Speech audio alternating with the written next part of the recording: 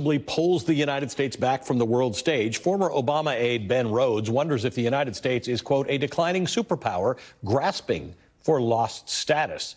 The 20th century reminds us what happens when a strain of nationalism emerges, unbridled by rules, institutions, or aspirational values. Large nations led by nationalist strongmen inevitably clash. People inevitably suffer. Andrew, Ruth, and Eddie are back. Eddie, a couple conversations ago, you said, as it related to the FBI, the Department of Justice, we've been there before where things have not been good, and we decided as a society that we like the way we do things now better. Ben's making the point that on a global level, for 80 years we've decided, more than that really, for more than 100 years we've decided we like the rule of law, we like territorial integrity, we like systems that work. And Donald Trump apparently doesn't. There's always been an underbelly to those commitments, though. Because we could talk about the empire of right. We could talk about U.S. relation to the Philippines, to Cuba.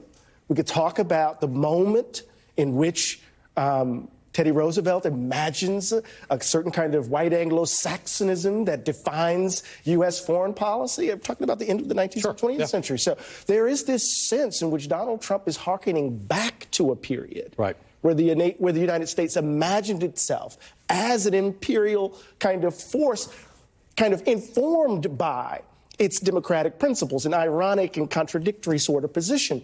And it's also the case, I want to say this, that there's always been this tension between America as an idea and America as blood and soil. Mm-hmm. This is the distinction between good nationalisms and bad nationalisms, right? We think we're driven by the Constitution, but there's been an idea underneath it that this country must be and must always be a white nation. And that ideology has driven policy decisions. And what's interesting about the current moment, we have a second Gilded Age, we have a reassertion of U.S. imperial power, and we have the latest articulation of white supremacy at the same time. Ruth, let's just talk about this assertion of whatever we're doing here around the world. Donald Trump, things he did not campaign